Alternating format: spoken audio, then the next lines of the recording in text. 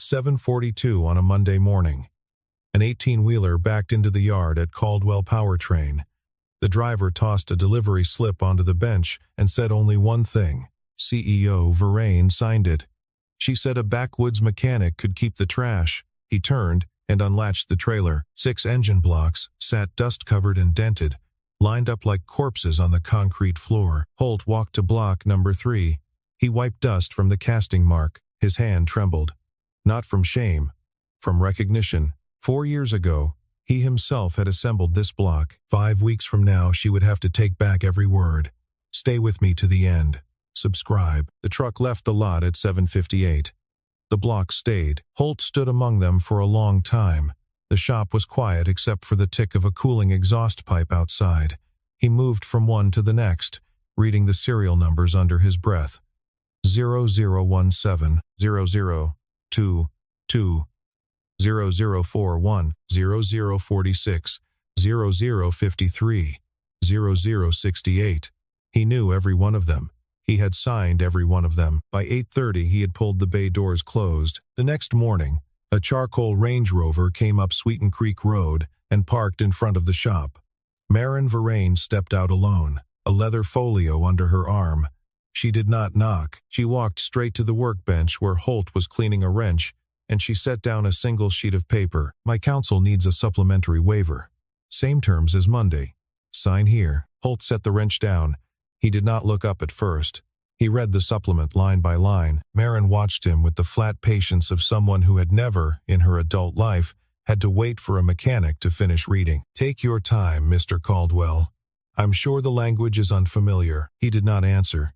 He turned the page, read Clause 4.2 again, and signed. She had expected a question, a negotiation, some small flinch. She got nothing. She slid the signed page back into her folio. As she turned to go, she let her eyes drift across the shop. Tool chests in order, engine stands clean, a poster on the wall. IMSA 2014, the Verrain car with number 17 on the door. She paused there for half a second, then continued toward the door. Charming little operation you have here. Very rustic. She closed the door behind her without waiting for a reply. Holt listened to the Range Rover pull away. He spoke once to the empty room, the way a man tests a thought to see if it holds. Are you sure you don't want to keep block number 3, Miss Verrain? It was not for her. It was for the part of himself that was already deciding what came next. In the corner of the small office, a child looked up from a paperback. Wren was 9. She had her mother's eyes and her father's quiet. Dad, your hand was shaking again. I'm all right, sweetheart. He crossed the office, opened the bottom drawer of an old steel desk, and lifted out a folder yellowed at the edges. Inside were technical drawings, hand-annotated, signed at the bottom corner. H. Caldwell, Chief Powertrain Engineer. He laid the folder on the desk and sat down beside Wren. I'm going to be busy for a few weeks, kiddo. I have an old friend to call tonight. Wren leaned against his arm. The lamp on the desk threw a soft yellow circle around them both. Is it a good friend? Yeah, the best one I've got left. That night, after Wren was asleep, Holt picked up the phone and dialed the one number in his contacts he had not called in 3 years. Dell, it's me. I need you at the shop. There's something you have to see in person. Dell Mosby arrived the next morning at 6:15 in a Ford F-150 that had seen better decades.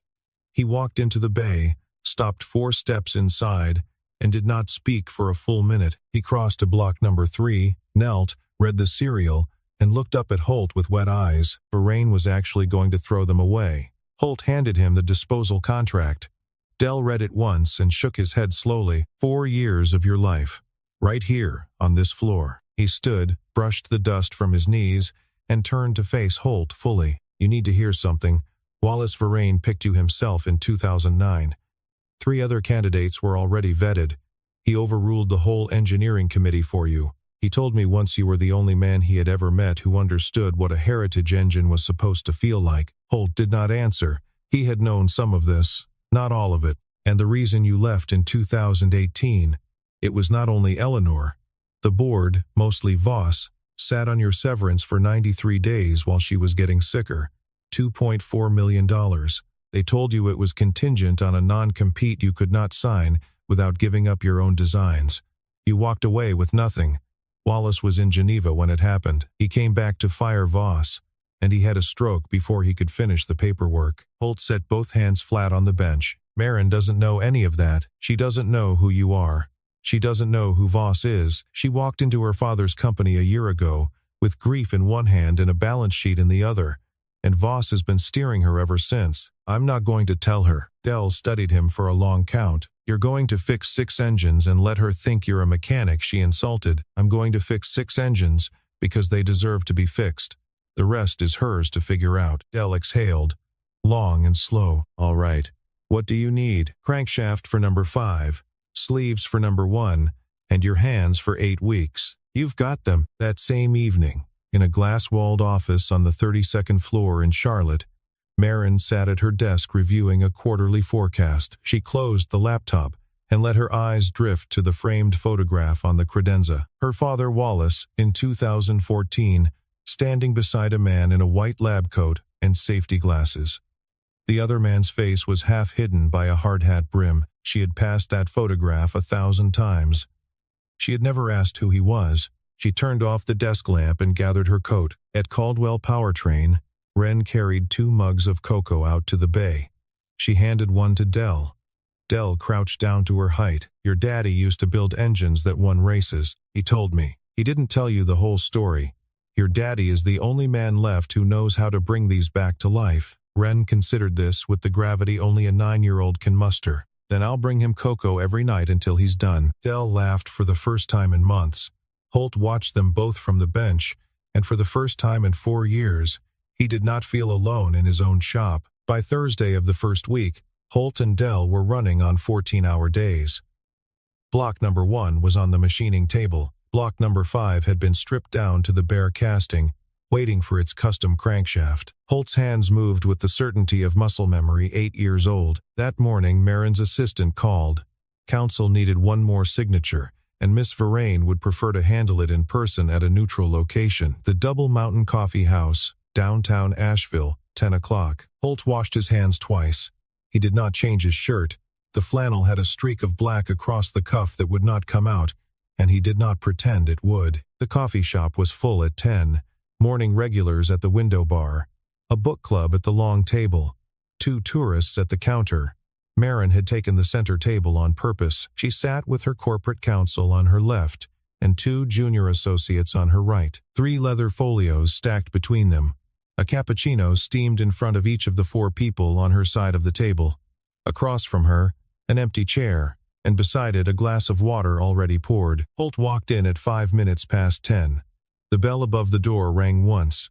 He had a folded copy of the Mountain Express in one hand and the disposal contract from Monday in the other. He stopped just inside the door to wipe his boots on the mat. Maren looked up, let her eyes travel from his work boots to the smudge on his cuff to the line of grease still visible under his thumbnail. And she said, with the volume of someone who wanted the next table to hear her, Mr. Caldwell, next time, perhaps you could wash the shirt before meeting with my corporate counsel. Or do they not distinguish, up in Asheville, between a shop floor and a conference room? The junior associate on her right laughed, a short, bright sound. The book club table went quiet. A man 2 tables over lifted his phone and angled it toward Maren's table without lowering it. A woman at the window bar, 60s, in a Carhartt jacket, set down her mug and watched. Holt did not break stride.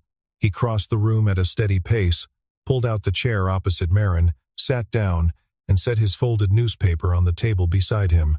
He reached for the top folio. May I read the document? By all means. Take your time. We're not paying you by the hour. The junior associate laughed again. Holt took his time. He read Clause 1. He read Clause 2. He read Clause 3. He turned the page and read Clause 4.2 twice. He turned to the signature page, took the pen Maren's counsel offered, and signed in 3 places without comment. He pushed the folio back across the table. He did not raise his voice. He did not look away. Are you sure you don't want to keep block number 3, Miss Verrain? Maren's coffee cup stopped halfway to her mouth. She had heard him say that line once before, except she had not been there to hear it. She had only the words now, and the way he was looking at her when he said them. For a moment she could not place why her spine had gone cold. Holt stood. He picked up his newspaper, slid it under his arm, nodded once to the corporate counsel, and walked back past the book club table, past the man with the raised phone, past the woman in the Carhartt jacket, and out through the bell at the door. Maren sat very still. Her coffee was cold under her hand. She had not taken a sip in 3 minutes. The junior associate, sensing the temperature had shifted in the room, tried to laugh again and could not find the sound. "Strange man," counsel said. "Yes," Maren said. She did not finish her coffee. She gathered her folios herself, which she never did, and walked out to her car ahead of her own attorneys. The woman in the Carhartt jacket watched her go and did not look away. She drove back to Charlotte with the radio off. She told herself the unease was about nothing. A mechanic who had read a contract carefully, a man in a flannel shirt who had not flinched when she meant to make him flinch. Nothing. But the line about block number 3 sat in her chest the way a stone sits in a shoe. She had not told anyone which block was which. She had not even looked at the serial numbers herself. Voss had handled the manifest. Voss had picked the disposal contractor. Voss had even chosen the loading order onto the truck. How did the mechanic know there was a block number 3? By the start of the second week, she had her personal attorney, not the court. 3 of them had the unusual clause 4.2 granting the receiving party full and final discretion. All 3 had been initiated by Garrett Voss. All 3 had been signed off on with her own electronic signature. Through a delegated authority she had granted Voss in her first month as CEO, when she had been too overwhelmed by grief to read every document that crossed her desk. She read her father's will again that night, alone, in the apartment in Charlotte. She read it slowly, with a pencil, marking in the margin every clause she had not paid enough attention to in the first weeks of grief. There were 6. One of them stopped her. The VP7 Heritage engines shall not be destroyed, transferred, or liquidated in any form without the written consent of the original chief powertrain engineer. She read the clause 3 times. She underlined original.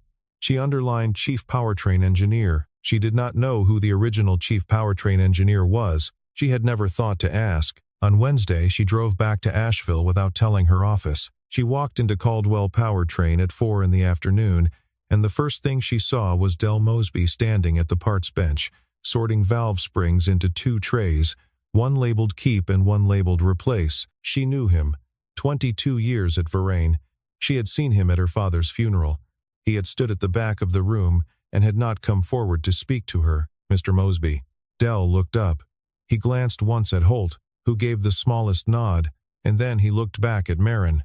"Ma'am, what are you doing here?" "Helping a friend." She turned to Holt. He was at the machining table, sleeves rolled to the elbow, a micrometer in his hand.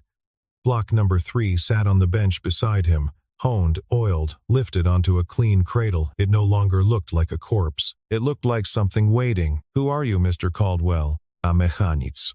Mechanics don't get Del Mosby driving down from Black Mountain to sort valve springs for free. Holt set the micrometer down. He looked at her for a long count.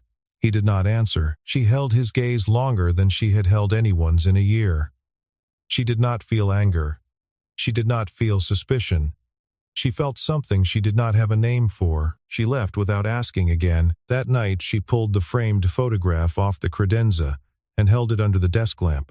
The man in the lab coat and hard hat. She still could not see his face, but she could see his hands resting on the bench beside her father's. Long fingers, a wedding band. A small scar across the back of the right knuckle. She had seen that scar 3 days ago, in a coffee shop, gripping a pen. The third week, Maren came to the shop 3 times. She did not announce a reason. The first time she sat on the wooden chair in the small office and drank a cup of the coffee Holt had on the burner. The second time she brought a paperback and read it. The third time she walked out into the bay and stood 10 feet from the bench where Holt was timing the valves on block number 1. She watched his hands. Ren came in from school at 4:15. She set her backpack on the office chair, walked into the bay, saw Marin, and stopped. "You came back." "I came back. Do you want to read with me?" "I have a book about engines." Maren opened her mouth to say no. She said yes. They sat in the office, the book between them on a low table. Ren explained the 4-stroke cycle the way only a serious 9-year-old can. Intake, compression, combustion, exhaust. Maren laughed once. It was the first time she had laughed since her father died. At the bench, Holt slowed his hands. He did not look up. He did not stop working. But he wiped the same shaft 3 times. The next morning she drove to Black Mountain and parked outside Del Mosby's house. She rang the bell. Del answered in a faded Varane racing shirt with motor oil on his fingertips. Mr. Mosby, who was the original chief powertrain engineer for the VP7 program. Del looked at her for a long second. He still had a non-disclosure that had outlived its purpose by years. You've met him. Where? You already know where. She drove back toward Asheville. She did not go to the shop. She parked across the street, 200 yards down, and watched the yellow light fall through the bay windows. She saw Holt show Wren how to hold a small torque wrench. She saw him laugh at something the girl said. She did not go in. Friday morning, Voss appeared in her office with a slim file folder. You need to see this. Holt Caldwell, the recipient of the Heritage engines, may be in violation of the non-compete he signed in 2018. If he successfully restores VP7 specification, we have grounds to sue, recover all 6 units, and collect damages. He set the folder on her desk. On top was a photograph from 2014. Holt at the powertrain bench, Wallace's hand on his shoulder. Marin looked at the photograph for 10 seconds without breathing. Let him finish. The minute the first one runs, we file. He loses everything. She closed the folder. She did not move it. She did not return Voss's gaze. Thank you, Garrett. Leave it with me. When he was gone, she put the folder in her bottom drawer and turned the key in the lock. She did not know what to do. She did know one thing. Voss had built this file. Voss knew exactly who Holt was. Voss had still signed the disposal order, which meant Voss had wanted Holt to receive those engines. On Monday of the 4th week, Marin drove back to Asheville with a wooden box on the passenger seat. The box was 11 inches wide, 6 deep, fitted with a small brass clasp. She had found it in her father's personal safe 2 weeks after his funeral and had been unable to open it. Unable, then unwilling. The key had been in his desk drawer the entire time, taped to the underside of a leather blotter. She set the box on the bench in front of Holt.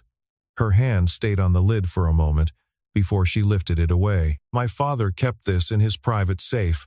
I have never opened it. I want you to open it with me. Holt wiped his hands on a clean shop rag. He undid the brass clasp. The box held 3 things: a folded letter on Wallace's personal stationery, the cream paper with the small embossed V in the corner, a small black USB drive on a steel keyring, and a sealed manila envelope marked Codicil in Wallace's handwriting. The letters slanted forward the way they always had been. Marin opened the letter first. It was dated June 2017. It was addressed to Wallace's private attorney and had never been mailed. She read it aloud, her voice steady through the first paragraph and then quieter through the rest. Wallace had discovered, through an internal audit he had commissioned without telling the board, that Garrett Voss had been embezzling through false disposal contracts since 2015, $4.7 million over 26 months. The disposed assets, mostly Heritage engines and prototype castings, had not been destroyed. They had been sold privately to collectors in the UAE and Japan, routed through a chain of shell companies registered in Delaware and the Cayman Islands. The letter included account numbers, dates, and the names of 2 brokers who had handled the transfers. Wallace had written that he intended to fire Voss the following month. He had also written that he intended to reinstate Holt Caldwell as chief powertrain engineer, with a full restoration of the $2.4 million severance the board had withheld, plus interest. He had died of a stroke 3 weeks after writing the letter. The day after Marin's 34th birthday, Marin set the letter down on the bench. Her hand was steady. Her breath was not. She opened the codicil envelope. The document inside was notarized, sealed, and signed by 2 witnesses she did not recognize. It named Holt Caldwell as Heritage Engineering trustee in perpetuity, with 12% equity in Varane Holdings, contingent upon the formal reinstatement of the VP7 program. The USB held the full ledger of Voss's false contracts, names, buyers, wire dates, cross-referenced against internal Varane disposal manifests. Marin did not cry. Her hands settled very slowly onto the bench, one on either side of the open box. I signed a paper giving you $4,000 to haul away 6 engines worth millions. I was a fool. You weren't a fool. You were lied to. There is a difference. Why didn't you tell me at the start? Because you didn't know who I was. Telling you wouldn't have changed the engines. You would have looked at me and seen a man making a claim, with no way to verify it, in a shop in Asheville. I needed to save them whether you believed me or not. She looked at him for a long time. The light through the bay window caught the line of his jaw, the gray at his temple, the scar on his right knuckle. My father chose you. Your father was a good man. He never told me about the codicil. I would have refused it if he had. I'm not my father, I know. But you can be yourself. Ren came in from the office with 2 mugs. She handed one to Marin. The cocoa had a small marshmallow floating in the middle, slightly off-center, the way a child pours it. Dad says when people are sad they drink cocoa. I made it for you. Marin took the mug. She did not drink. She held it in both hands, and she did not let it go for a long time. That night, from a parking lot in West Asheville, she called her personal attorney. Emergency meeting. Tomorrow morning, 7 o'clock. Bring every disposal contract from the last 3 years, and Henry. Do not tell anyone, especially not Garrett. By the end of the 5th week, engine number 1 was on the dyno mount. The dyno room was a small concrete annex behind the main shop. Steel walls, a blast door, a single thick window into the control booth. Holt had built the room himself in 2020, paying for the soundproofing in installments over 8 months. Holt set the harness, fuel line, ignition, coolant. He checked each connection twice, then a 3rd time. He had not slept more than 4 hours a night in the past 2 weeks. His hands were steady. Ren sat in the booth with ear protection and a paperback. Dell stood at the data console. Marin stood beside Holt, 3 feet from the engine itself, the smell of fresh oil and warm metal in the air. She had taken off her jacket. Her sleeves were pushed up to the elbow, which was something he had never seen her do. You start it. Me. Your father always had someone from outside the engineering side start the first one. He said it was how you knew the engine would accept a new pair of hands. She set her palm on the ignition switch. She looked at him once. He nodded. She pressed it. The starter motor cranked. The engine coughed. It caught. The V8 settled into the deep, even idle that VP7 had always been known for, and the dyno needles began to climb. Holt's eyes did not leave the gauges. Torque rose. Horsepower rose. Thermal output stayed inside the green band. The console logged 612 horsepower at 6,300 RPM, 4% above the original 2014 specification. Dell exhaled, the sound almost a laugh. What did you do to the valve timing, son? I had 8 years to think about how to do it better. Marin watched the engine she had paid $4,000 to throw away pull its own weight on the dyno. She did not move for a long minute. The vibration came through the concrete floor into the soles of her shoes and up through her shins. She remembered, suddenly, sitting on her father's shoulders at a test session in 2004, holding her hands over her ears while he laughed. Then she picked up her phone and walked to the corner of the room. She made one call. Mr. Bellini. Marin Varane. I have 6 restored VP7 engines, better than original specification. Dyno verified. The voice on the other end paused. Who certified them? Holt Caldwell. The pause was longer this time. Holt Caldwell, the original chief powertrain engineer of the VP7. Yes. I will take all 6. 500,000 each. 3 million total. I will have my technical team in Asheville within 48 hours for acceptance. We can wire the deposit tonight. Veren. I have been trying to buy these engines for 7 years. I know. I read the file last night. Marin set the phone on the bench. She walked back to Holt. He had cut the engine. The dyno was cooling, the gauges drifting down through the green. You didn't need me to sell them. You could have sold them yourself the day I left. You needed them. I needed them fixed. The selling was always yours. Why? Because they were not mine to sell. Your father built the program. You inherited it.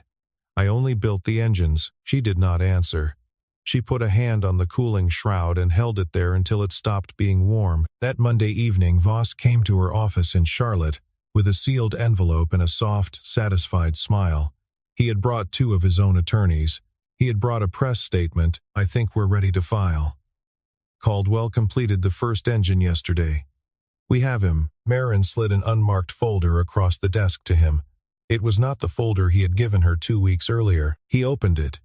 The first page was a wire transfer record from a UAE shell company, June 2016, signed Garrett A. Voss. The color went out of his face by the third page. By the fifth page, his hands were no longer steady. She pressed the intercom. Security. Please escort Mr. Voss out of the building. Now. The Wednesday after, Marin walked into the Varane boardroom with 3 folios and Holt beside her. He wore a clean flannel shirt. He did not pretend it was a suit. The board had been told only that the meeting concerned a fiduciary matter of significant scale, and that the COO would not be present. There were 9 board members. 3 of them had been on the board when Wallace was still alive. 6 had been added in the 18 months since. Marin laid out the evidence in 42 minutes. She did not raise her voice once. The false disposal contracts, $6.8 million in embezzlement across 9 years. The UAE wires, the Japanese wires, the $2.4 million withheld from Holt's severance in 2018, traced to a shell account Voss controlled. Del Mosby's signed statement, sealed and notarized that morning by Marin's personal attorney. The Wallace letter. The codicil. The board sat very still. The lawyer at the end of the table cleared his throat twice and asked no question. When she finished, the silence held for almost a full minute. Someone at the far end finally asked about the $3 million from Bellini, wired this morning. Full amount. To the corporate operating account. No commission taken by Caldwell Powertrain. Mr. Caldwell waived the commission in writing before the sale closed. Who restored the engines? Marin nodded toward Holt. This man. The original chief powertrain engineer of the VP7. The man my father chose in 2009 and was unable to reinstate in 2017 because he died first. She presented the codicil. 12% equity. Heritage Engineering trustee. The vote was unanimous before she had finished reading the motion. 3 of the older members of the board stood. One of them, a man who had known Wallace for 40 years, walked the length of the table and shook Holt's hand without speaking. The VP7 program was reinstated by board resolution within the hour. Holt was named Chief Powertrain Engineer, reporting directly to the CEO. Not through the COO chain. The $2.4 million that had been withheld in 2018 was authorized for immediate disbursement, with 9 years of interest at the federal funds rate. Voss was indicted by the end of the week. His assets were frozen pending forfeiture. The press release was drafted by Marin herself and went out on Friday morning. When the meeting let out, Holt and Marin walked together to the parking garage. The afternoon light came in low through the concrete pillars, slanting across the painted parking lines. They were not touching. They were walking at the same pace. You're not moving to Charlotte? No. Ren's school is in Asheville. The shop is in Asheville. I'll commute 2 hours each way. Twice a week. I'm used to longer drives. I drove farther than that to take Eleanor to her treatments. It was the first time he had said her name in front of Marin. He did not stop walking when he said it. She stopped beside her car. She did not open the door. The keys hung loose in her hand. Or, I could come to Asheville more often. You could. She looked at him. The light caught the edge of her jaw and the line where she had set it against the day. Thank you. For the 6 engines. And for the rest of it. The things you didn't say. The things you let me figure out on my own. You don't have to thank me. I'm going to anyway. She got in the car. He watched her pull out of the garage. Then he drove the 2 hours home to Asheville with the windows down and the radio off, the way he had not driven in 9 years. That night, in the office at the back of the shop, Ren looked up from her math homework. Dad, is Miss Marin going to come to Asheville to see us? He sat down beside her and tucked a loose strand of hair behind her ear. The lamp on the desk was the same lamp that had been on his father's desk in 1992. Maybe, sweetheart, maybe. Asheville turned in early October. Red maple along Sweeten Creek Road. The air had the clean, cold edge that came down from the Smokies after the first frost. Marin rented a small house on Beaver Dam Road, 11 minutes from the shop. 2 bedrooms, a screened porch, a wood stove she did not yet know how to use. She drove up Friday evenings and back to Charlotte on Sunday nights. She did not call it anything yet, neither did Holt. She had moved into the role of CEO with a new kind of quiet.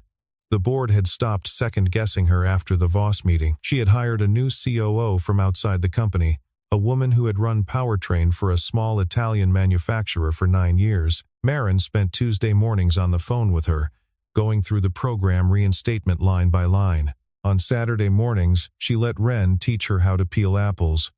Ren had a small knife with a bone handle, a present from her father. She held it with the seriousness of a surgeon, and showed Marin how to take the peel off in one long spiral. Marin's first 3 apples ended in pieces. Her 4th ended in one curl. Ren said gravely, "That's better, Miss Marin. Dad will be proud." Holt watched from the kitchen doorway and did not say anything. The kettle whistled behind him, and he turned away to lift it off the burner. When he turned back, Marin was teaching Ren how to fold the peel into a small rose, the way her own mother had taught her in 2004. In the afternoons, he took her into the shop. 3 new engines were on the bench, the VP8 prototype. He and Dell were 6 weeks into it, redesigning the block from the casting up. Marin sat on the wooden chair and watched him work the way she had watched him in week 3, except now the silence between them was a thing they shared, instead of a thing she was studying. "Do you miss Charlotte? I drive there every Tuesday." "That's not what I asked." He set down the depth gauge. He took a long breath before he answered, which was something he had never done in front of her before. "I don't miss Charlotte. I miss a few people in Charlotte." She did not ask which people. On Sunday, they walked along the French Broad River. Ren ran ahead, throwing flat stones across the slow water. Holt and Marin walked behind her, 2 paces apart. The leaves had begun to drop. The air smelled of damp earth and cold stone. Your father believed in valve timing. He used to say a good engine depends on it. The right moment. Not early, not late. And a life. The same. They walked a long way without speaking. Ren turned and waved at them from a flat rock above the water. That evening, before she left for Charlotte, Holt handed her a small wooden box. She opened it. Inside was a single piston, cast bronze, polished to a soft gleam. The base was engraved, VP7, serial 0017, Sebring 12 hours, 2014. "What is this?" "A piece of the first engine you started. I kept it from the dyno test." "Why are you giving it to me?" "Because you should have something that started under your hand." She did not say thank you. She set the box on the passenger seat, looked at him for 1 second, and pulled out of the driveway. The next Friday, she came back, and the Friday after that, 6 months later, Daytona International Speedway, the second weekend of March. The VP7 program had been formally reinstated in December. The car carried the number 17 on the door, the same number that had taken Sebring in 2014. The paint scheme was the same. The driver was the son of the man who had won that race 11 years before. Ren was 10 now. She stood between Holt and Marin in the pit garage, ear protection clipped over her hair, a small notebook in her hand. She tracked telemetry the way the engineers did, lap times in one column, fuel pressures in the next, in a careful child's hand. She had asked Holt 3 weeks earlier whether she could come along. He had said yes before she finished the question. The race ran 4 hours. The 17 car led its class for 3 of them. The engine never strayed from the green band. The driver came on the radio at lap 198, his voice tight with concentration but steady, asking for fuel calculations. Holt answered him himself, leaning over the engineer's console. The car crossed the line first in GT. The garage erupted. The crew threw their headsets in the air. Dell, watching from the pit wall, pumped one fist once, and then walked away to wipe his eyes where no one could see him. Ren turned and threw herself into Holt's chest. He caught her, one arm around her and the other he extended toward Marin. Marin stepped into the half-circle of his free arm. She let his hand close on her shoulder. It was not long. A few seconds, long enough for Ren to glance up between them, smile once, and turn back to watch the team lift the trophy. That night, on the balcony of the hotel above the beach, Ren was asleep in the next room, the engine textbook open on her chest. The Atlantic moved in long, slow lines under the moon. Marin stood at the railing. Holt came out and stood beside her, not close, not far. "My father would be proud." He was proud. "Before I ever met you again." She was quiet for a long time.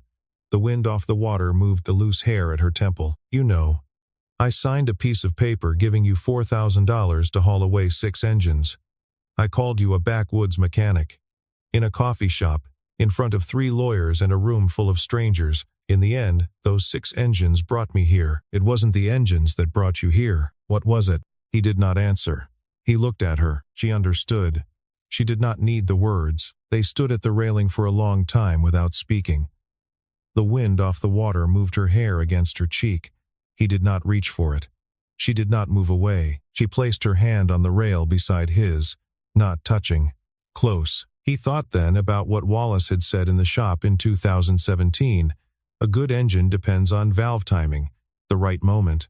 Not early, not late. He thought about Eleanor, and the 4 years he had walked through alone with Wren, and the 6 dust-covered blocks on the concrete floor 7 months ago. He thought about the woman who had stood in his bay in a charcoal Range Rover and called his shop rustic, and how she was standing beside him now at a railing above the Atlantic, in a place neither of them had planned to be. Maybe a life had valve timing too.